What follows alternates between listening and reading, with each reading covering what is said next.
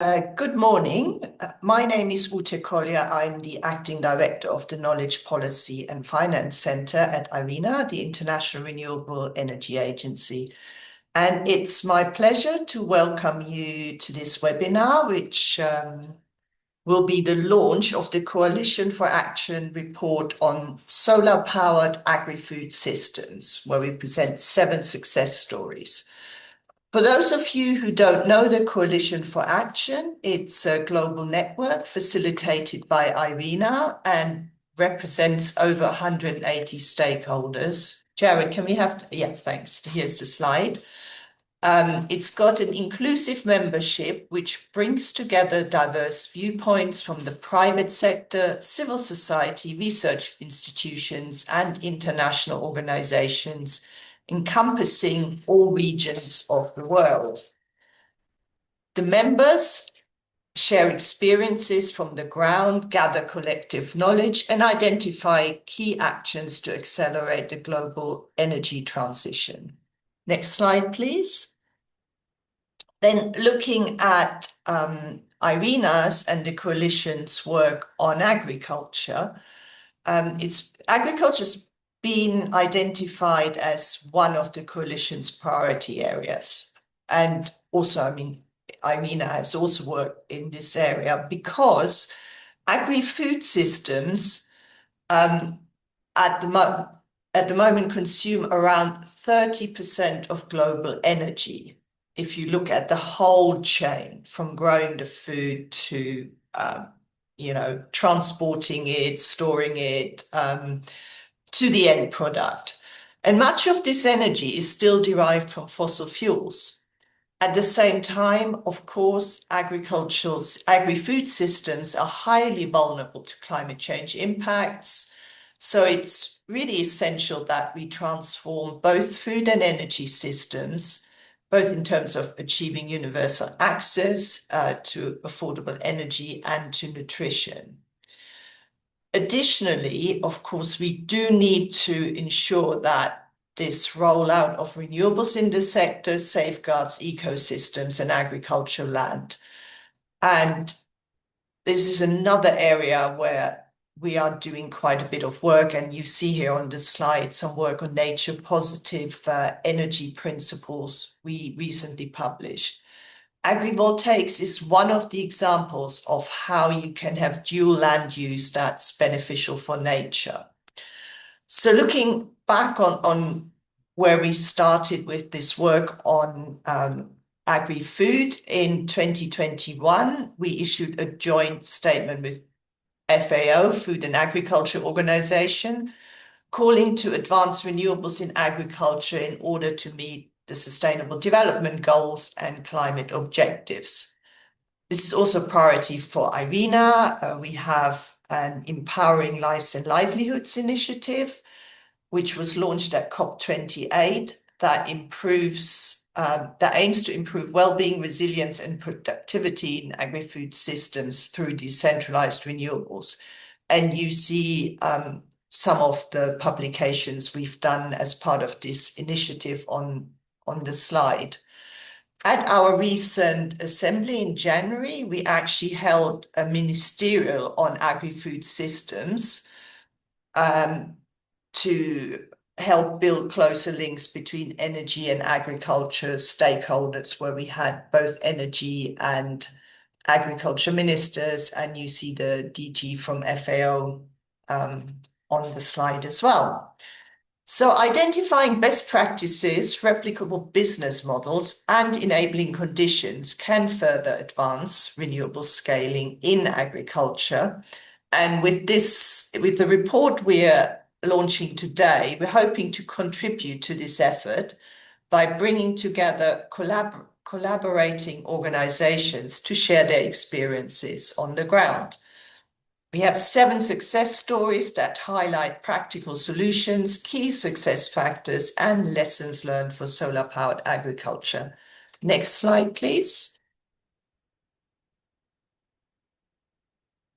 So we're showing here the interconnected benefits of agrivoltaics. The report does demonstrate that solar PV solutions can be integrated across different geographies and natural conditions, both in developed and developing economies and at small and large scales. In terms of the co-benefits that were identified in the report, first of all, we have climate change mitigation. Most obvious benefit is, of course, that you replace fossil fuels with renewables, which reduces carbon emissions. You can decarbonize energy use across irrigation, processing, and storage. Secondly, climate adaptation and resilience.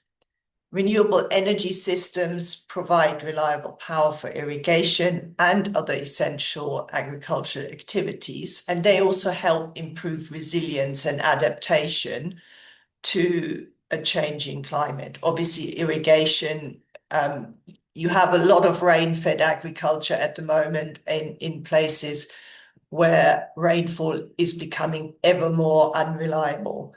So renewable powered irrigation can help here. Solar panels, of course, can also provide shading, protecting crops and livestock from extreme weather conditions. Again, that's becoming more and more frequent. Thirdly, resource efficiency and environmental protection. I've already mentioned the dual use of land for agriculture can have environmental benefits. Locally produced energy and reduced water evaporation from the shade contributes to energy and water conservation. And we can have, with the right design, improved habitat for wildlife, including pollinators, and maintain soil health by reducing erosion. Also importantly, if you use renewable energy to replace fuel wood for cooking or drying crops, then you can reduce deforestation, which is also an important contributor to climate change. Fourth, we've got improved health outcomes. Again, a lot of this links to the current use of biomass, especially for cooking, which has very negative health impacts. So here we can improve air quality and reduce negative impacts. Fifth, we've got local economic development benefits. Communities are empowered with more reliable power supplies and employment opportunities, whether it's renewable energy project operations or related activities. Their income is increased then by co-producing food and energy, which is, of course, a good thing, and something that we've worked a lot on in IRENA, looking at the gender dimension. With the right measures, women farmers in particular can also benefit from better access to productive technologies and resources. Number six, improved food security. This is an obvious one. So we hopefully end up with increased crop yields with whether it's renewable powered irrigation or also the solar panel shading I already mentioned. Also, post-harvest losses can be reduced with renewable powered cold storage systems. And finally, enhanced local energy security. Clearly, we've got renewables as a local resource that can lower energy costs, minimize transmission losses, and reduce reliance on imported fuels, which is a really important issue because often, say, diesel generators are totally unaffordable for many farmers. Solar PV systems also have the benefit of fairly low maintenance. Next slide, please. So our 7 success stories you see on the map here. The important thing is for these systems to be successful, we have to take into account local characteristics and carefully managing potential trade-offs. Therefore, it's important to identify best practices and how to create enabling conditions. to scale successful models. So today we will hear directly from the report authors who've written those 7 case studies, and they will walk us through some of those local conditions and how success has been achieved. The report includes experiences from a wide range of countries. We've got here Japan, China, Malawi, and Iran, so diverse geographic, climatic, and socioeconomic conditions. I hope you will enjoy hearing from the authors and, of course, also read the case studies in the report. I'd now like to hand over to my colleague Geerte, who will be moderating the session. Thank you, and I hope you find the session informative. Thank you. Geerte, over to you. Thank you so much, Ute. My name is Giedre, and I'm an Associate Program Officer at the IRENA Coalition for Action. First of all, our warmest wishes for those celebrating Chinese New Year or those who just started a holy month of Ramadan. We are delighted to have you with us today for this launch webinar, and we are very lucky to have all the 7 authors joining us today to present these very diverse case studies.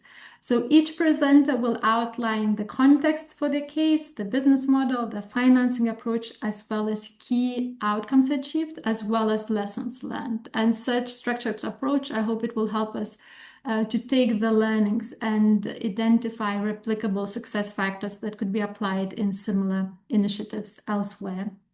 And then we will follow with a broader discussion on enabling conditions, and concluding recommendations from the discussion will be shared at the end.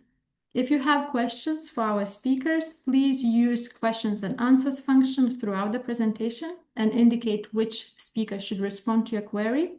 We will dedicate some time for questions at the end, but also I encourage the authors to respond in writing as we go. And also please use chat function for any comments, reflections, and reactions. Geographically, will be traveling roughly from east to south, starting with China.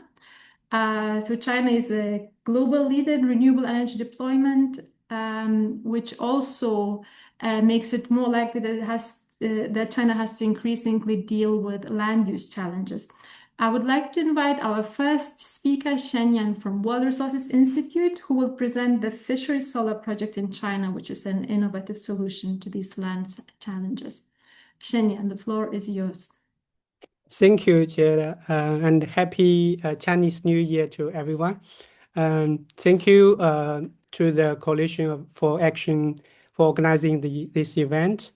Today, I will briefly share a case from China that explores how solar expansion and fruit production can be integrated together rather than placed in competition. As solar deployment accelerates worldwide, land use competition between energy and food systems is becoming increasingly visible. In many regions, especially coastal and densely populated areas in China, agricultural land is already under pressure. And China provides a strong demonstration of this scale challenge. The country's previous NDC target of 1,200 gigawatts of wind and solar was achieved 6 years ahead of schedule. The new target now calls for 3,600 gigawatts of installed wind and solar capacity by 2035. At this scale, the land constraints are now no longer manual. They become structural. Now, if we look at the figure on the slide, it shows annual additions of different types of agrivoltaic projects in China. We can see that agrivoltaics is not an experiment. It has expanded rapidly in recent years. In China, there are 3 major agrivoltaics models. The first one, crop-based agrivoltaics, and the second, greenhouse-based agrivoltaics, and the third is fishery solar agrivoltaics. Fishery solar is one of the dominant types of domestically in China, particularly in coastal province where agriculture is economically important. So the central question becomes, how can solar scale without displacing food production or rural income? Fishery solar agrivoltaics emerged as one response to this challenge. Next slide, please.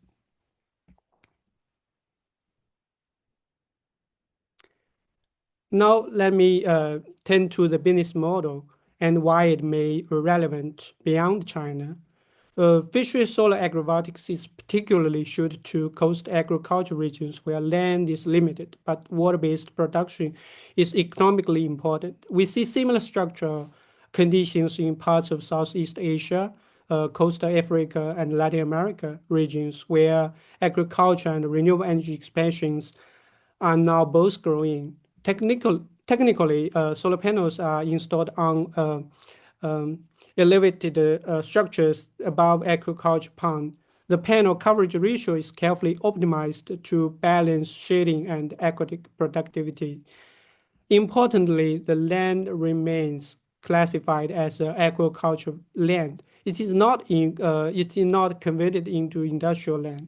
This avoids displacement and reduce land use conflict. The energy developer financed infrastructure upgrades, including improved water circulation and monitoring systems, demonstrating that private actors can invest in agriculture modernization where the policy environment is stable. Institutionally, responsibilities are clearly separate. The energy company operates solar assets while farmers continue agriculture on the leasing arrangement. Financing is supported by private capital, underpinned by a long-term power purchase agreement, providing predictable revenue. From this case, we can extract the enabling conditions that are transferable across context. The first one is revenue certainty mechanisms. The second is regulatory clarity for dual land use. And the third is predictable grid connection and permitting. The fourth is time-bound fiscal incentives that improve bankability. The government did not directly finance the agriculture upgrade. Its main role was to create a stable policy environment in which private actors were willing to invest. China's scale may be unique, but the coastal agriculture regions facing land constraints are not. This makes fishery solar an interesting prototype for similar geographics globally. Next slide, please.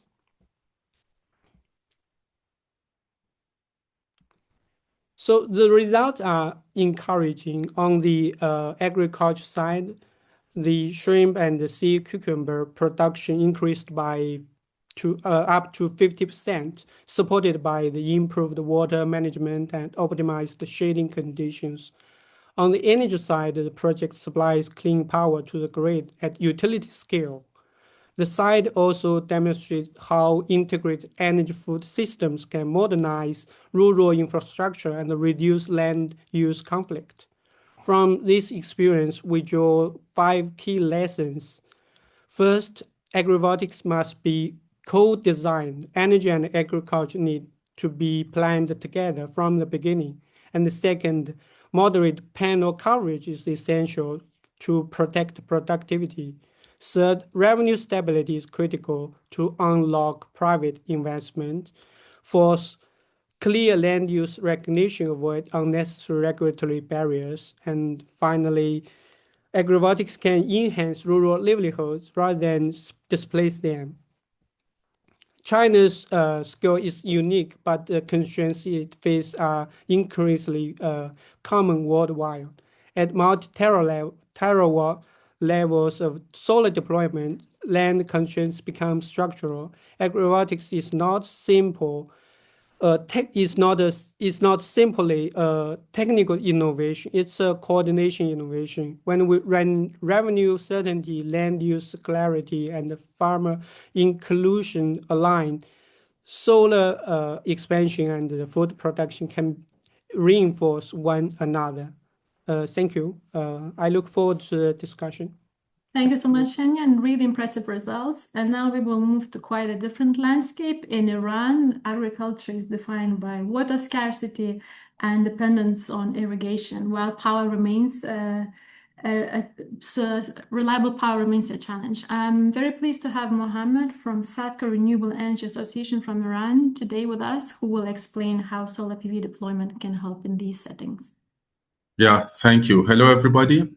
As Gidra said, I'm Mohammad Hassan Ghafouri. I'm from Sadka Renewable Energy Association of Iran. Just a short introduction. We have been founded in 2022, almost 4 years, and now we have around 600 companies as members, including manufacturing companies, suppliers, installers, consulting companies. Regarding the presentation, as you may know, Iran has a lot of agriculture products. Like we have pistachios, you may know it, Iranian pistachios, Iranian saffron, and also a lot of other products like watermelon, apples, and other things. But the problem is that we have water scarcity and also electricity shortages in the recent years. That makes problem for the agriculture. They are losing the products, and that's a problem. So please, next slide.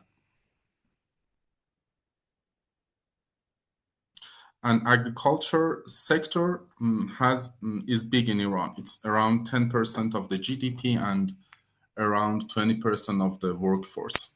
So the solution is that our association negotiated with the Ministry of Energy, and we have written instruction, and it says that if the farmers install solar PV, on-grid PV, as much as 80% of their electricity demand and feed the electricity into the grid, the DSOs, is distribution system operators, will not cut the electricity. So it's somehow integration of solar PV with agriculture. In the peak month, that's in Iran, it's somehow in the summer, we have a lot of electricity consumption. In the peak month, when they inject their solar electricity in the grid, the DSOs exchange this electricity and they can use the electricity from the grid for their electro pumps. So, but in the off-peak times, that's autumn, winter, and spring, they can, when they inject the solar electricity into the grid, actually they can sell it based on the government PPA and with the certain feed-in tariff. So the contract is for 20 years, so they get some income, and the electricity again will not be cut. But for other farmers that they don't have PV power plant, their electricity in the peak times will be cut 6 hours a day. That's not good for others. So about the financing, recently there are some finance available, but previously the farmers do it on their own. They bring their own money, so they have their own products, their own water pumps, and their own products. But recently, our association is trying to negotiate with the banks and with the government to have some finance available for them. So please, next slide.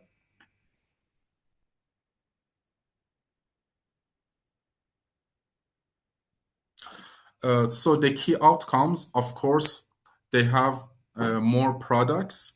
They have they have less product loss because they have 24 hours electricity, and we have environmental benefits because we reduce or they reduce the CO2 emission, and we have socio-economic impact, as when we have economy works well in the rural areas, so the people stay there, they don't come to the cities, and we have more jobs there. About lessons learned, the first one is that when we have collaboration between farmers PV companies and the DSOs, the distribution system operators. And if this collaboration works well and we have trust between them, so it works well, because if the farmers install PV power plants, their electricity will not be cut. And we learned that access to the tailored financing is important if you want to make it very big. If you want to have a lot of farmers do it, we need to have good enough proper finance. And also, we learned that awareness and capacity building is very important. So our association started to hold some seminars in different areas of the country. And actually, we have done it 33 times. We have done it in 33 provinces, 33 cities. We invite the farmers to our seminars, and we, together with the Ministry of Energy and together with the private PV companies, explain for the farmers the PV systems, the components, and how the companies can install it, and what are the benefits, and also about the legal issues. So that's our experience, and that's my presentation. Thanks so much, Mohammed. Thanks for mentioning capacity building. Your work is really impressive, but it's really important to build the skills. For the rest of the presentations, we're moving for small scale projects, and our next case is particularly interesting because we will be talking about Japan, which is the first country to introduce enabling policies for agrivoltaics. I would like to invite Christian from Institute for Sustainable Energy Policies to explain how agrivoltaics can help make small scale farming more attractive and profitable in Japan. Okay, yeah, thank you very much. Yeah. So yeah, I will talk about the Waku Waku solar sharing farm. It's a small-scale agrivoltaics project, 38 kilowatt in Higashi Hiroshima in Japan. And firstly, I want to introduce a bit the context and challenges of Japan. So first, it's important to know that Japan has a very diverse geographical and climatic conditions. So there's not much suitable land available in Japan for renewable energy. 2/3 of the country are mountains, so there's a lot of land use conflict and not much flat area for solar PV projects. And Japan is also very prone to natural disasters that can directly affect agriculture and also electricity production. And if we look at the agriculture sector, it's very much in decline in Japan. Many, especially small-scale farmers, struggle to make a living, and most of the farms in Japan are small-scale. The average size of a farm is around 3 hectares in Japan. And yeah, in the last decade, there was a large decrease in the number of farmers, a decrease of 33%. And there's also a very old farmer population in Japan. So the average age of a farmer in Japan is 69 years. And the energy transition is also still at the beginning. So the renewable energy share in the electricity generation is around 26%, and 11.4% is from solar. And yeah, looking at these facts, we can see that why the self-sufficiency rates of Japan are so low. So Japan heavily depends on imports for both energy and for food. Okay, next slide, please. And yeah, one solution for that would be agrivoltaics, where we can increase both energy and food production. And one example here is Waku Waku solar sharing farm. It's a small-scale agrivoltaics project for horticulture on just a small plot of agricultural land of about 0.1 hectare. And the agrivoltaics farm is designed to have low maintenance needs. So they have tracking for solar panels, but it's manual, so you have to do it by hand. It's not automatic, to also reduce the maintenance needs. It has minimal shading to allow for all types of crops. And it also uses the mounting frame, for example, to attach nets to protect crops against harmful insects. and it's a private ownership, and a farmer also self-financed the project. And the revenue comes from the sale of electricity and from the agricultural produce. And one of the key policy enablers was the high feed-in tariff as an early adopter. This project was built already 10 years ago. And during that time, the feed-in tariff was still very high. And it allowed many farmers to try out agrivoltaics, even though it was a bit more expensive than, for example, ground-mounted PV. But yeah, this high feed-in tariff led to a huge expansion of agrivoltaics. Okay, next slide, please. And yeah, one of the key outcomes was, first of all, that agrivoltaics allowed the continuation of agricultural production at the Waku Waka Solar Sharing Farm.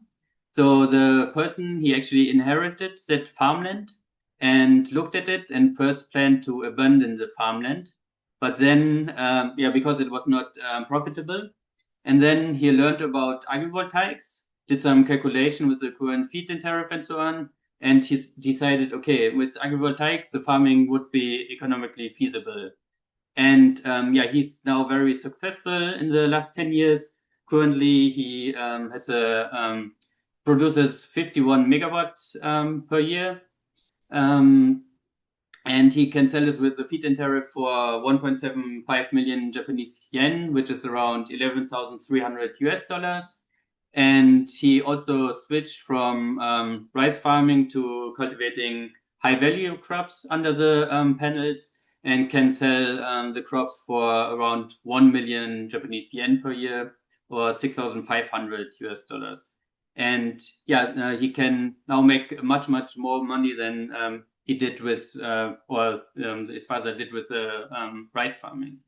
So we can see there's a very high potential to solve big societal problems in Japan, like decarbonization and rural revitalization. But there are still also many barriers that need to be addressed first before we can really scale up agrivoltaics.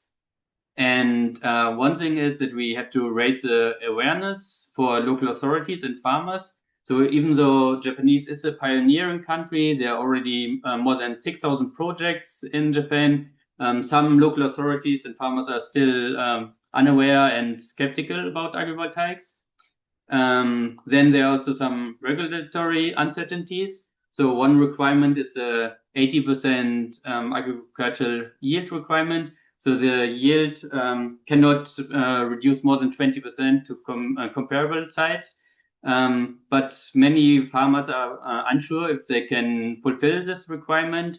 And one problem there is there's not much research about crops in Japan. So we need more research that brings more certainties to farmers and shows them, okay, it's actually working, and they can fulfill the requirements. And then I said one of the key policy enablers was a high feed-in tariff, but that was 10 years ago, and now the feed-in tariff is much lower, and it's not economically feasible for many, especially small-scale projects. So we have to think about new ways to finance these kinds of small-scale projects. And then the Japanese government, they recognize agrivoltaics, and they mention it in some of the key strategy papers, but they don't have any concrete roadmap with, for example, numerical targets for agrivoltaics, and that would be very important for bringing certainty into the sector. So I think there's a lot of potential for agrivoltaics, but still also a lot of barriers. Thank you very much. Thank you, Christian. And on your point on research, we will touch on that at the end of the webinar. So we heard about design choices that matter a lot. It should also account for social factors. Globally, around 1/3 of food is produced by smallholder farmers, and many of them are women. I'm pleased to invite John, representing Practical Action, to share how specific design decisions in Malawi were made to empower women through solar solutions. Thanks so much. Maybe I'll just quickly start by introducing Practical Action. So Practical Action is an international NGO formed in the 1960s.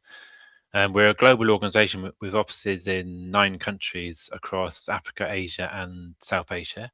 And we work with local organisations to develop locally led solutions that respond to the twin challenges of climate change and poverty. And since we were founded, sustainable agriculture and sustainable energy have been key priority areas. So the work I'm talking about today is an example of this from a few years ago now in Malawi.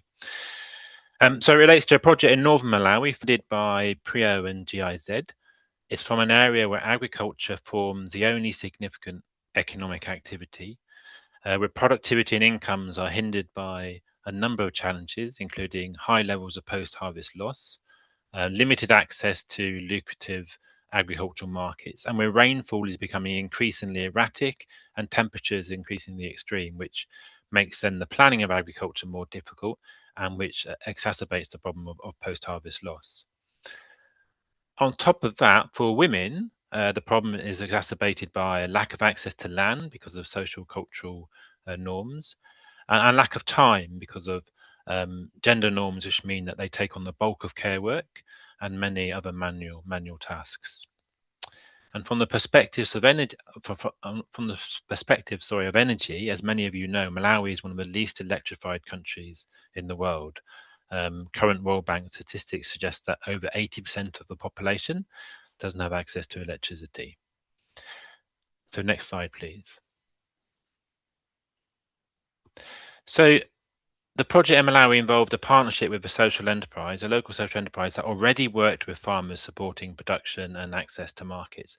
And from a technology perspective, the solution involved solar irrigation through the use of small future pumps, polytunnel greenhouses that enabled women to grow horticultural crops on small areas of land, and a solar-powered refrigerated 40-foot container for storing produce. So a chill plant was owned by the social enterprise. The pumps and the greenhouses were owned by the women farmers. The social enterprise basically provided what you call a one-stop shop. So they provided pumps and greenhouses on credit to the farmers. They provided agricultural extension support to the farmers, enabling them to improve production. And they looked for markets and they bought the produce of the women. In terms of the financing, so a grant was used to kick off the business model. But the aim was to assess if this could actually be done in a more commercial way. But the grant enabled the social enterprise to buy pumps and greenhouses, which could then be provided to the farmers on a rent-to-own basis. And because the social enterprise was buying the grade 1 produce from the farmers, credit repayments from the farmers could be deducted at that point. So if we go to the next slide. So in terms of outcomes, so from the perspective of the women farmers, it was a big success. They recorded significant increases in incomes, even with the rent-to-own payments, and they were successfully paying off the credit. So projections were that women would pay off totally the credit after just over 4 years. And that was through less than 2 hours of work on average a day. And it was something that they could actually integrate into their other daily activities. But there were also spillover benefits for women. So because of the agricultural extension training that was provided, other household farming productivity improved. And through the cooperative and working with other women, that increased their confidence in their agency. And the evaluation, for instance, cited a number of examples where women were becoming much more engaged in community decision-making processes. So there was a broader kind of type of empowerment as well. In terms of learning, the project, we feel, really demonstrates the fundamental importance of not treating energy access as a standalone issue, but of integrating agricultural market development, extension support, and access to credit. So credit enabled women to buy the pumps and the greenhouses. Then along with the extension support, that enabled them to produce a surplus of good quality produce. The agricultural market development enabled them to sell that surplus and to earn more, which then enabled them to pay back the credit and so forth in this perpetual positive cycle. And the data suggests that more commercial forms of credit would be viable for the financing of the pumps and the greenhouses. But that really assumes that the market access support and the agricultural extension support are still being provided. So there's still a need for some sort of organization to play an intermediary role. The other aspect I think that is important for the commercial viability of this is the role played by the cooperative. So the cooperative used peer pressure to ensure sufficient attention was given to productivity and to quality, and to limit side selling. And that then obviously helped the financial model. However, it wasn't all positive. There's a number of questions about the commercial viability of the chill plant.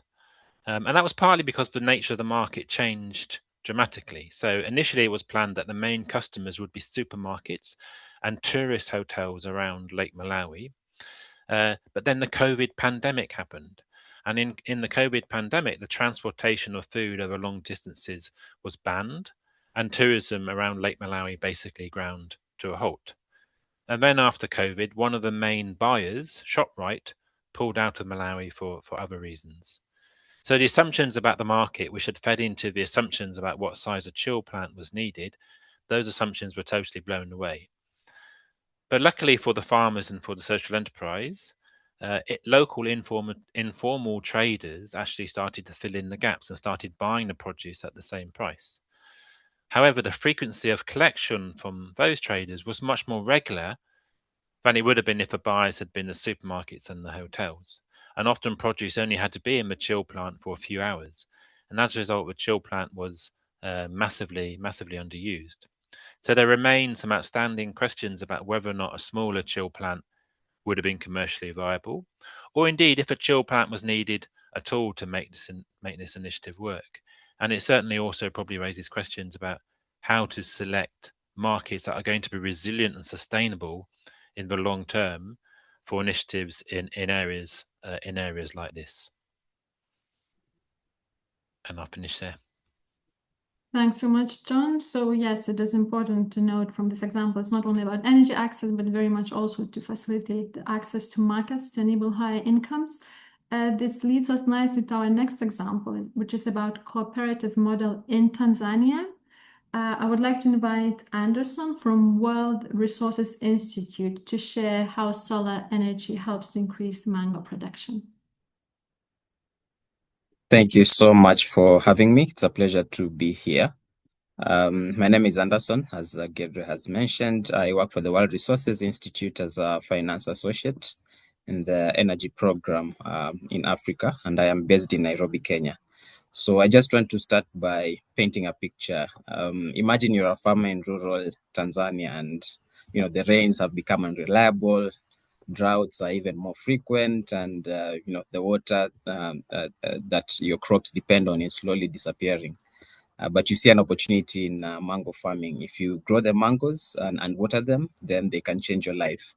And this is exactly what happened. So in 2013, 200 smallholder farmers in Tanzania decided to come together. Each one put in roughly about $10 US, and they formed a cooperative. The local government came in with some support. The farmers received plots of land, seedlings, water pumps, and a diesel generator to run them. So everything seemed to work and seemed like it was going to work properly until it didn't, because the diesel prices kept soaring. The pumps needed constant maintenance, and breakdowns became more frequent.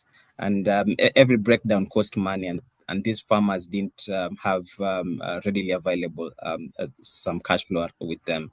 So meanwhile, as the droughts kept coming, water supplies continued shrinking, and the seedlings that were supposed to become mango trees eventually withered.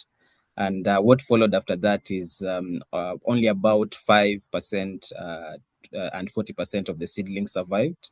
So if you think of it, that's on the lower end, planting 100 seedlings and losing 95 of them. That's quite something. So some farmers even gave up entirely and walked away from the mango farming. And this is exactly what this project set to solve. If you could go to the next slide, please. Yeah, so the solution came in with solar-powered water pumps, and with the solar-powered water pumps, a complete shift in how the cooperative operated came into play. So if I can just walk you through simply on the technology side, for example, the cooperative received solar-powered water pumps with enough capacity to irrigate 200 acres of land. And they even got a drip irrigation system covering about 25 acres of land to start with. And just important to highlight that the drip irrigation system is important because it's about useful resource management in terms of using water wisely, especially in a drought-prone area. That makes a big difference. Ownership also stayed with the cooperatives, so ownership of the pumps and the infrastructure around it. So the assets belong to the cooperative, which means the decisions, the revenues, and the responsibility all sat with the farmers themselves, and that mattered for long-term sustainability. The farmers were also trained, not just on how to operate the system, the irrigation system, but on agricultural best practices too, like intercropping, irrigation management. And this is the kind of knowledge that helps you get most of the get more from the same piece of land, regardless of the technology that's involved. So in terms of funding to install the system, that came from grants. But the revenue model was built to sustain itself because the mangoes were sold to off-takers. Even the water that came out from that area was now being sold to livestock owners through a cattle trough that was constructed within the farm itself. And also water was being sold to community members, especially during the dry season. So these are three income streams serving both the cooperatives, the cooperative and the wider community around it. So that's the model: simple, locally owned, and designed to keep running long after the grant period. So what did this deliver? In the next slide, please. Yes, so mango yields. Thank you. Mango yields more than doubled. Farmers went from an average of 40 fruits per tree to 97. And that's not a marginal improvement. That's a transformation in productivity. And monthly incomes also nearly doubled as well, from about $56 to $112 per farmer. And at the cooperative level, also there were savings of about $900 every year that used to go towards diesel fuel and maintenance. But even beyond the money, farmers now have reliable water for their animals and their households. Community members are no longer able to travel as far as they used to before to find water during the dry seasons. And these are real everyday changes that change people's livelihoods. But I would also like to be honest about what the data is telling us, because the lessons learned are just as important as the wins. From a policy perspective, policies are still needed to address structural challenges facing farmers. Market access, road infrastructure, water governance. The solar energy alone cannot fix these. So training needs to be ongoing. One-time workshop is not enough, unfortunately, and farmers and technicians need continuous support to as the conditions change. Monitoring as well cannot be an afterthought. Regular assessment of the system to allow for timely upgrades and prevent small problems from becoming big ones is essential. And finally, what made a difference for this particular project, a special purpose vehicle. A special purpose vehicle is needed, and a dedicated structure to channel financing and technical assistance to the cooperative over the long term. So they've already set up the special purpose vehicle. Now it's a matter of fundraising for that vehicle to be able to scale the project beyond the pilot phase. So the project itself shows us that it's possible when farmers have the right tools, the right ownership model, and the right support.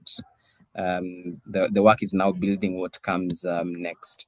So I would like to pause here and give it back to the moderator, but happy to answer any questions in the chat. Thank you.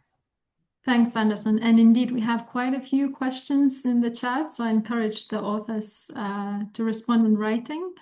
Yeah, it's quite remarkable that now the discussion of switching away from fossil fuels, it's more and more important in the context not of reducing carbon emissions, but about local energy security, reducing costs, reducing exposure to price shocks and supply chain risks. Our next case is also relevant to that. We will be hearing a case study about dairy industry in Uganda. I'm very pleased to invite Brian, former Power for All, to tell us how solar can be applied in milk production in Uganda. Thank you very much, Gieda, and very happy to be here. Thank you to also the participants for joining. The case that I present is on solar-powered milk chilling, but I'll start with the context. If you look at Uganda, Uganda is largely an agricultural economy, with this sector contributing about 24% of the GDP, but also employing over 70% of the population. The dairy industry is of economic importance, contributes about 6.5% of agriculture GDP. And Uganda produces about 2.9 billion liters of milk per year. And the sector exports about $131 million in dairy products. The dairy industry is interesting because it's heavily reliant on rain or natural conditions. Most of these farms lie across the cattle corridor, which is really a dry belt stretching from the northeast to the southwest of the country, and is therefore vulnerable to variable climate conditions. Not to mention, most of the farms are located in rural Uganda, where there's less than 19% grid connection. And therefore, most of the producer organizations in the dairy industry rely on diesel gensets, and because of the variability in the cost of fuel, they spend anywhere between $36,000 to $40,000 US a year on fuel, and that's just for one cooperative. The diesel gensets also come with issues because there's frequent breakdown, and servicing them takes up to 2 days. So for the days when the gensets are being serviced, there won't be any milk chilling. That means the cooperatives are losing income, and also milk is going to waste. As we all know, diesel gensets, of course, exacerbate the greenhouse gas emission problem. So the more gensets there are out there chilling milk, the worse it is for the environment. Next page, please. Yeah, so the solution we'll discuss under this case study is through a project by HEFA International that set up a 41.4 kilowatt peak capacity solar milk cooling system on a lease to own model. So what happened was they put together a blended finance, a mix of grants from development partners and a commercial loan, as well as farmer contributions, and provided farmers with an option of paying quarterly or making quarterly payments of up to $7,000 for a period of 9 years. But the technology partners are providing maintenance for this milk cooling system. The financing, like I said, was a mix of grants from development partners, a commercial loan, and also farmers having skin in the game by way of making contributions. The split was 30% grant subsidies and 70% commercial financing, and the interest rate is about 9% per annum. Of course, that already shows you how high the cost of capital is in these parts of the world. What we could look at as key policy enablers include favorable policies for distributed renewable energy and sustainable agriculture, And we also have tax incentives for renewable energy investments from the government, and subsidies going to smallholder farmers coming from government, but also development partner projects that are running in the country. Next slide, please. So the key outcomes from this project include a 46% reduction in energy costs and a total decrease in milk losses. Like I mentioned previously, with the reliance on diesel, energy was a huge cost because depending on how the oil market was, diesel would range from 36,000 US dollars to 40,000 US dollars per annum for a cooperative that is not making really much. So cutting out that cost helped reduce the energy cost by about 46%. And by providing regular and reliable energy, the cooperatives were able to cool milk worth 50,000 US dollars per month, which corresponds to a 22.6% increase in milk. And when you compute the amount of energy that was generated a year, this comes to about 66.4 megawatts per hour.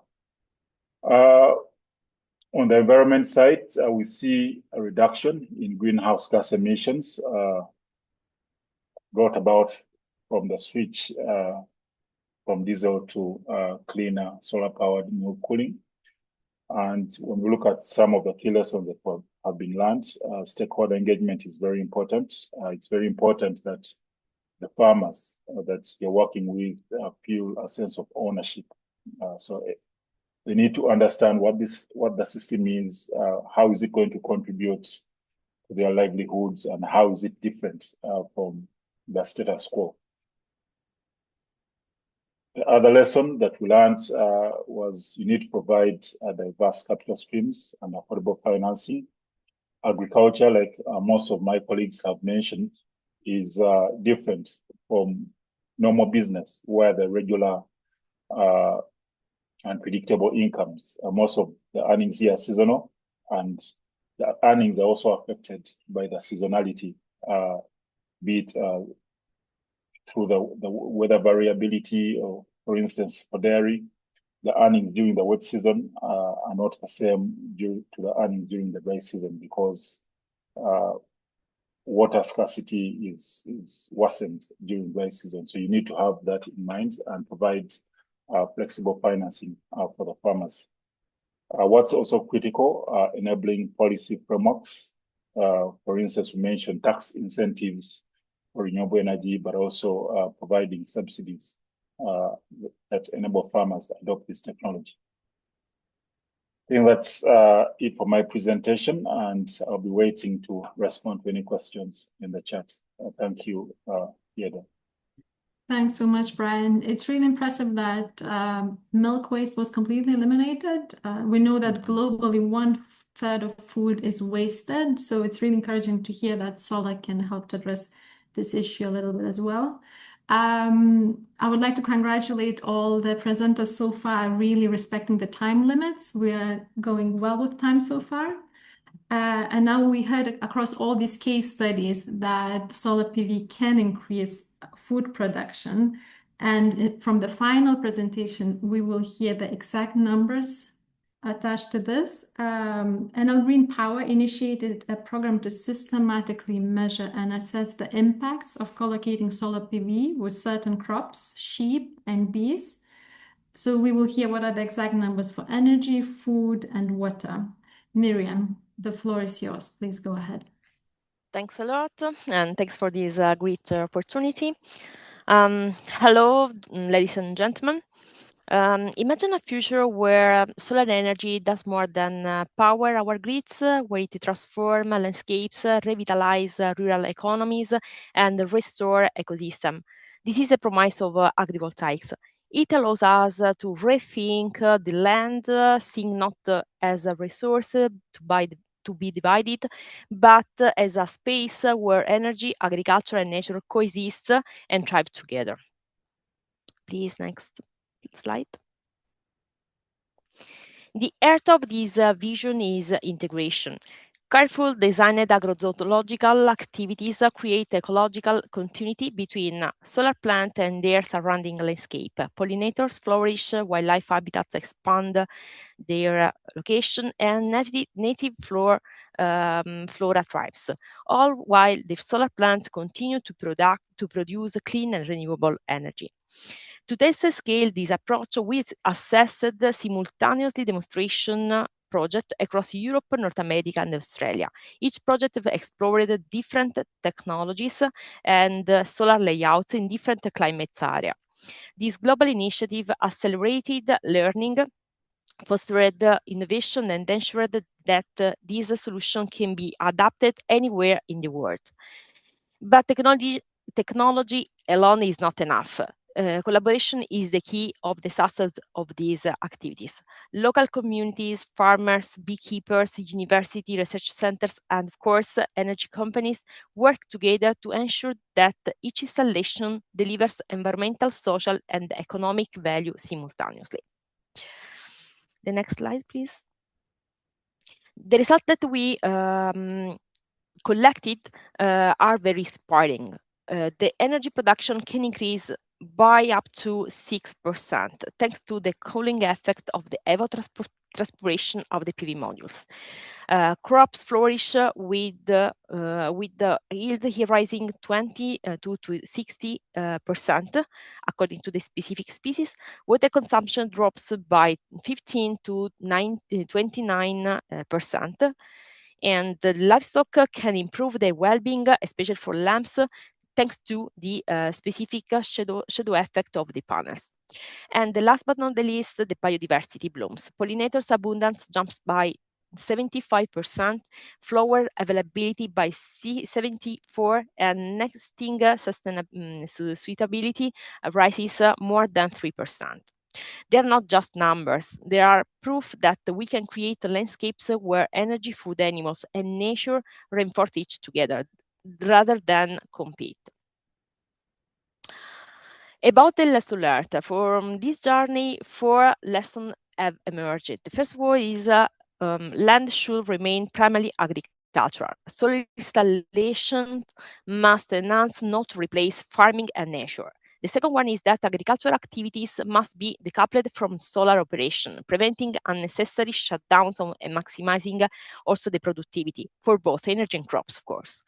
And harmonized standards and frameworks across regions and the different countries can accelerate the adoption of these technologies, creating shared pathways to success. And the last, simplifying the permitting, clarifying the eligible areas, reducing the costs, and shortening lead times are critical to unlocking investment and action. Each lesson points have the same vision. Agrivoltaic is not a compromise, it's a new paradigm for sustainable land use. The future we are building is one where solar energy does more than generate electricity. It helps landscapes, support communities, and restore life to our fields. This is the promise of agrivoltaics, a future that is sustainable, resilient, and abundant for the people, the nature, and for our planets, of course. Thanks a lot for your attention. Thank you so much, Miriam. So we had very diverse cases at large and small scales in solar PV integrated with different crops, aquaculture, dairy industry. And now we will have a discussion to identify some key factors that would enable the scaling up of this initiative. So we saw from the questions this emerging team. So we have these successful pilots, but how do we scale them up?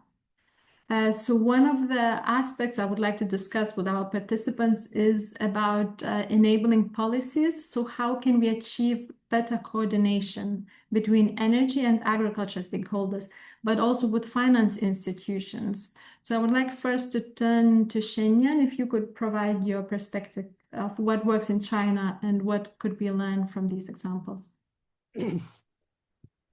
Thank you.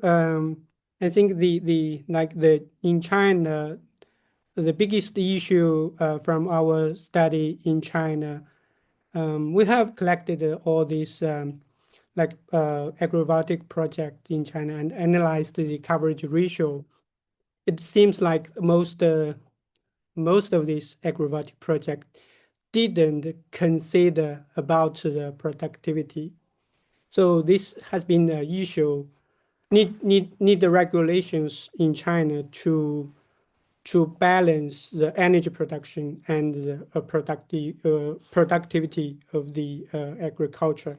So I think this need to be done in China, not only to promote the agrivoltaics in China, but to balance, make sure the energy production, the agriculture production be ensured.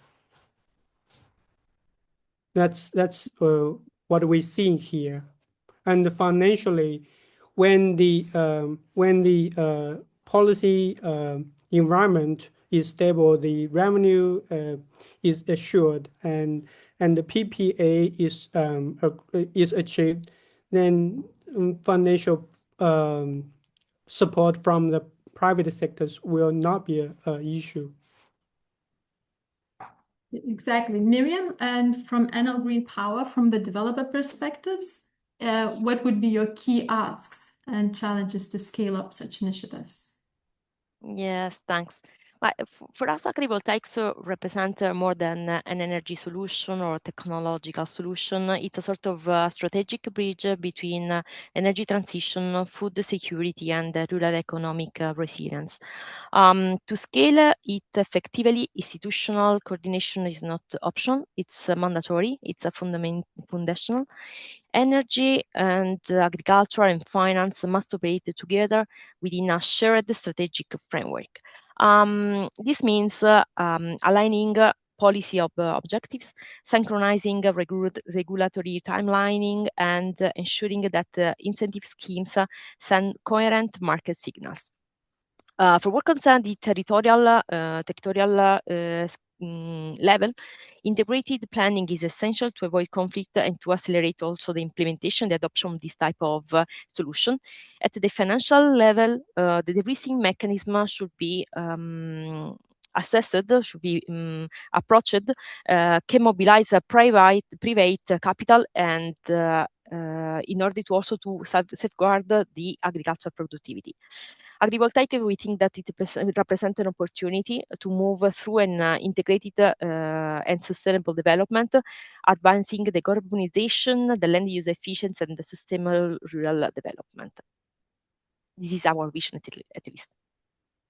Thanks so much. So I see there are a few questions about financing aspect. So how to make sure that these projects are viable, and also maybe it's interesting to touch on supply chains. So for example, for maintenance, how do we ensure access to local supply chains or international ones in more remote areas? So I would like to see if Brian would like to touch on this, how to unlock finance, how to ensure long-term feasibility. Yeah, thank you, Gerda. I think we're seeing more innovative financing options emerge in this space. For instance, blended finance is becoming more popular, where we combine public or philanthropic funds with commercial capital. This helps to reduce the risk, but also attract private investment. Usually, if the grants come in, or if you get concessional capital from the states to absorb the past losses, but also take care of the readiness aspects, doing feasibility studies, and also putting in place the requisite environment, training, for instance, the farmers about these solutions, training technicians, so that when the commercial financing comes, it's really plug and play. We're also seeing, because of this, a reduction in the cost of capital, which also makes it easier for long-term financing to be possible. The other innovative option is lease to own model, like the one I presented. This helps lift the burden of high upfront costs from the smaller farmers, allowing them to pay smaller installments until they're able to fully own the asset or the system. This sort of financing option is in tandem or harmonizes or matches the farmers' cash flow. Like I mentioned, most of the incomes for smaller farmers are irregular because they are seasonal. So being able to match the payments,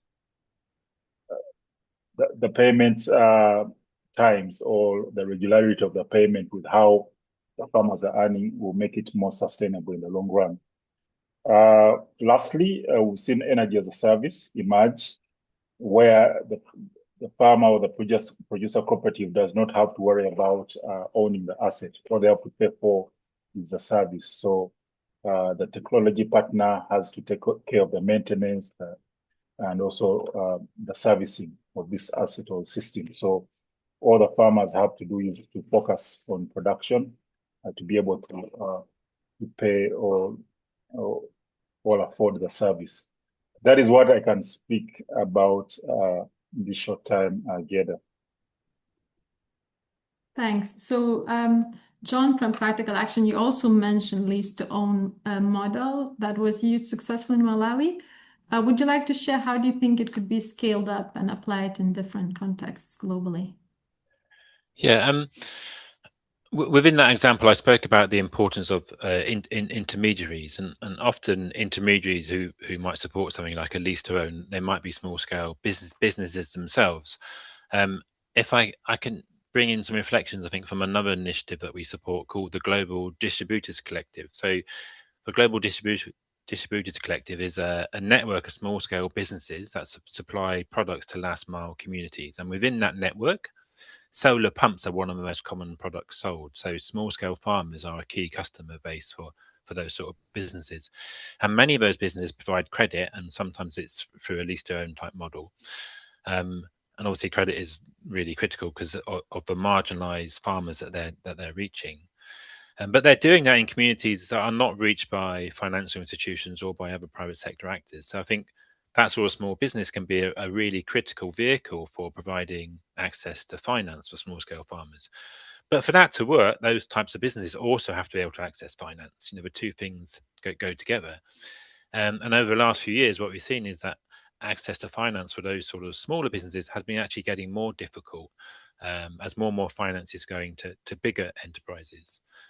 So in response to that challenge, what the GDC program does, it provides a combination of tools and technical assistance and grants to support the investment readiness of those sort of businesses so they can access other forms of finance, such as results-based financing, for instance. So I think that support to those sort of businesses is an important strategy for expanding finance to small scale farmers. One other reflection, going back to the Malawi case study, what you have in that case study is a combination of collective and individual action and accountability. So all of the women farmers were members of an umbrella cooperative, and the cooperative provided a guarantee that the women would plant and would grow produce to certain standards and would sell to the social enterprise, avoiding side selling. But individual pumps and greenhouses were owned by smaller groups of 3 women working together. So basically, it provided the benefits of group accountability and peer pressure, if you like, without some of the challenges that can sometimes be associated with communal ownership of valuable assets. And it also ensured that individual entrepreneurialism could thrive. So it really created a conducive environment for smallholder finance.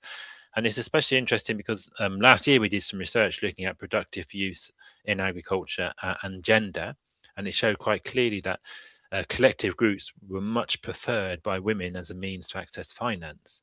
But it was also obvious that it was rare to find financial products that were suitable for such groups.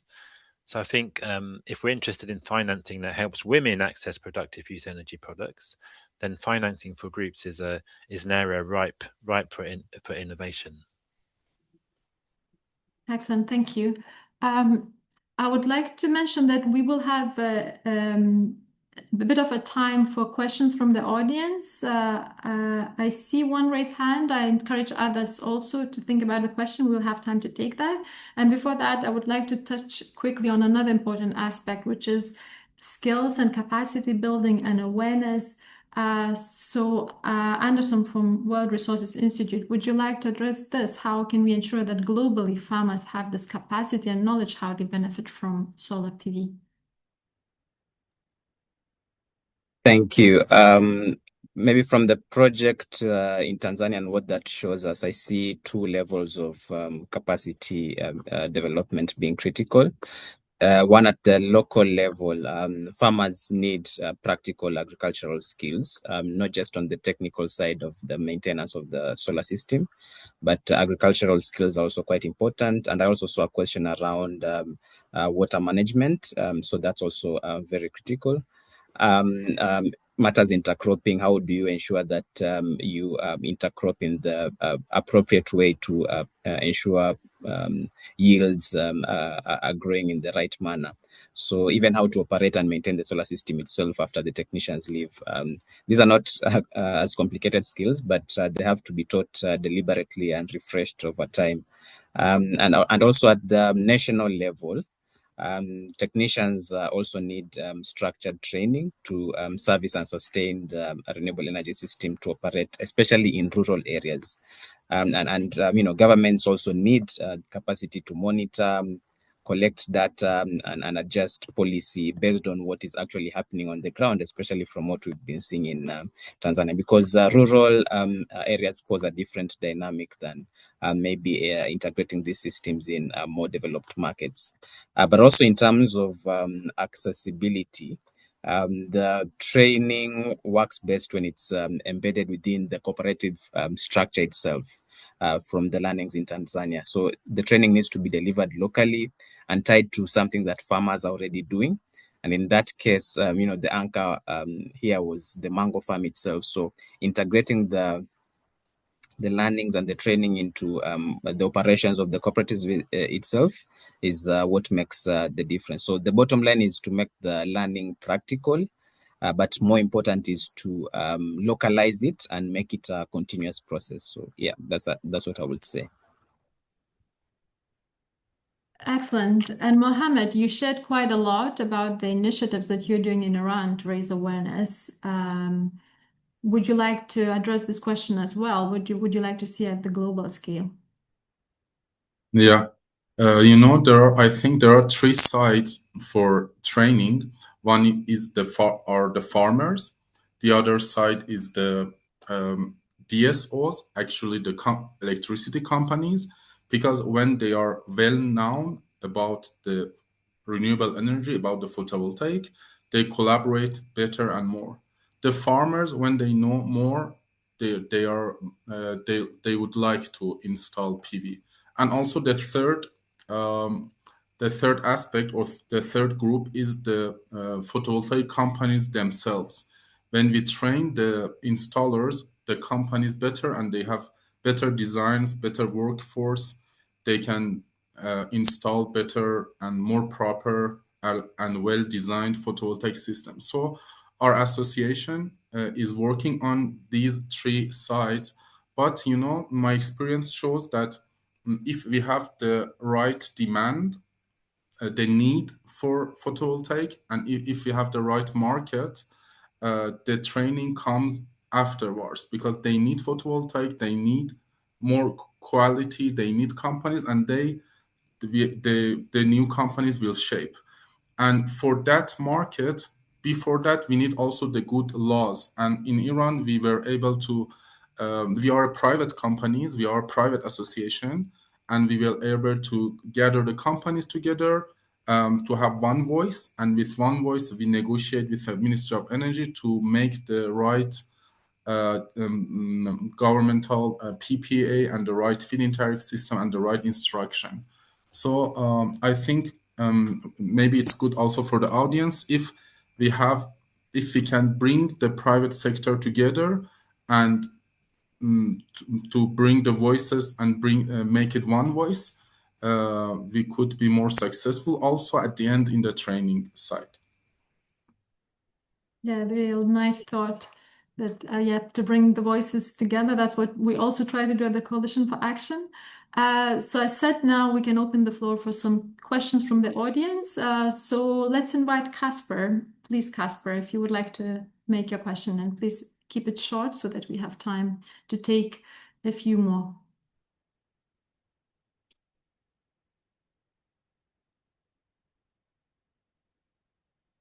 If we could get Casper, if we could give him microphone, please. Yes, Casper, I think you should be able to respond now. If you could unmute yourself.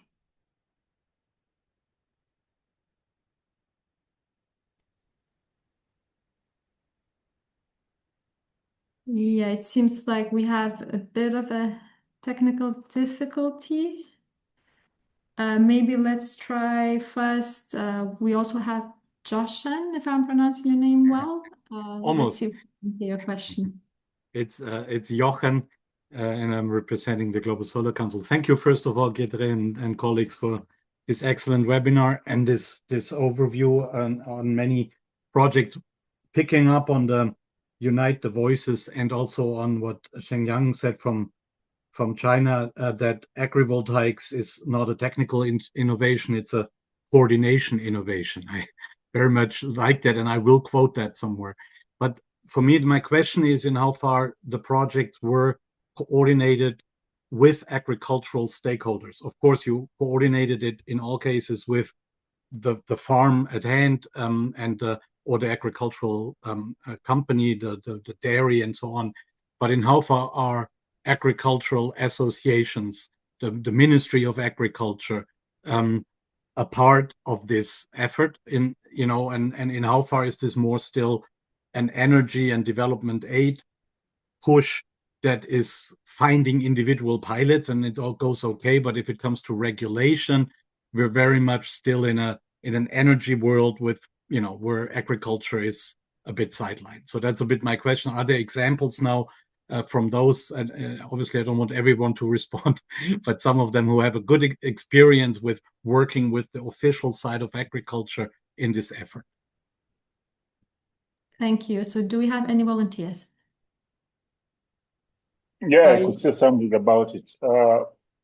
In Uganda, for instance, this project was in collaboration with not just the Ministry of Agriculture, but with the Ministry of Energy as well. You've got the districts or the sub-government agricultural departments working in tandem with the farmers, but also the districts energy officials working with the technology providers to make sure that there's smooth coordination, but also helping them around the policy issues, like I mentioned, the tax incentives, but also the government subsidies for the farmers. So yes, the project provided a good opportunity for agriculture and energy to work together, not just on the ground, but also at the policy level. Good. So they will continue that collaboration. It was not only a one-off, but that becomes an institutionalized collaboration now going forward. Yeah, certainly. And also you see the government borrowing lessons from this project and then implementing similar ones elsewhere. And I believe Shenyan would like to add on this. Yes, I think I can add here some experience from China. Like we see a good practice in China, and also we see not so good ones in China about of the agrivoltaics. As I mentioned, the regulatory policy is very important to make sure that the panel coverage has a limit, so to ensure the yields, the food yields. Here in China, we see like although in China there's policies and the regulations about the type of land you can use. Certain land is only can be used as agricultural land, but some like energy companies use that land to install solar panels and leave the land without any agriculture activity. So that's some bad practice here in China. We see for the crop growing agrivoltaics and also eco farming projects here. So not only like all types of these agrivoltaics we see here. So we need regulations to make sure there's a limit for the panel coverage to ensure this coordination of food production and energy production. And the good ones, the coordination usually initiated by the energy company. They make sure the land leasing cost is lower than the market price for the area use, for the land use. So this benefits the farmers, and also they also hire the farmers to clean the panels and pay them for that. So the energy developers can benefits the farmers when they coordinate the project, at the earliest stage and carefully. Thanks so much. Let's very quickly take a question from Romano. Let's keep it short, and then we will have to wrap up this discussion because we're running out of time. Thank you very much, Gide. I wanted to ask Anderson. He spoke about cooperative energy, and my name is Romana. I work for the Global Renewables Congress, a project of the World Future Council, and we work with members of parliament to in the just transition mechanism area. But we're looking at trying to spread the issue of community cooperatives, so energy cooperatives in communities. And I heard Anderson was talking about a similar project. And I wondered if you could quickly let me know what were the challenges, because we're looking at piloting in Ghana, and we already are facing land issues, we are facing policy issues. So maybe if you could quickly tell me, how did you overcome these issues? Did you even face those issues? How did you start, like, quickly? Thank you.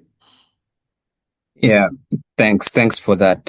Indeed, there are countries where the cooperative structure itself poses a challenge. However, in Tanzania, this was not the case. So we were at least starting on a positive side, but also even more positive was the fact that both the national government and the local government were very much aligned in terms of delivery of these cooperatives to enhance energy access. And the local government is actually the one that provided the initial land where the farm was housed. So the revenues goes to the farmers that are structured in the cooperatives, but the initial infrastructure and the assets were sort of donated by the government. So that's a place to start. So I would say for countries where these cooperative structures are not in place yet, I think it would be better off first to start on the policy side to ensure that there's enough collective discussions around how to structure cooperatives, and not all value chains structures within the cooperatives are the same. Also, there's some value chains where are more organized than the others. So, for example, here in Kenya, the dairy cooperatives are much more prevalent than other cooperatives in different value chains. So also understanding that value chain and what the government ought to advance in terms of an agenda is very critical. So I would say just start from the policy side to ensure the cooperative structure is well aligned with what the government intends to do in terms of matters energy access interventions. Then from there, it will be much easier for you to do some projects in relation to energy access, especially for agricultural value chains. Yes, it's an excellent point to finish the discussion. Thank you so much for your engagement and questions. I would just like to finish with three takeaways from the discussion. So first of all, we agreed that we need more integrated approach. We need to recognize interdependencies and interconnections of our fundamentally life-sustaining systems of water, energy, food, and ecosystems. We need stronger collaboration of energy and agriculture, especially bringing more active role to agriculture, but also finance stakeholders. Second theme would be about access to finance and markets and technologies. We probably need to focus more not only on solar PV, but also storage. So this is something that Coalition for Action will be working on in the future as well. And finally, it's that the factor for success is definitely the user-centric design, understanding the local context, incorporating gender lens, understanding local needs and demand, but also recognizing different land uses, including traditional and informal uses, and making sure that skills and access to spare parts are available for long-term feasibility. So big thank you to all the speakers for your excellent presentations and collaboration contributing to this report. I encourage all the participants to go to the Coalition for Action website and check this report that has way more detail about each case study. And thank you so much for joining us today. I hope you found it useful. And bye for now, and let's continue this important work.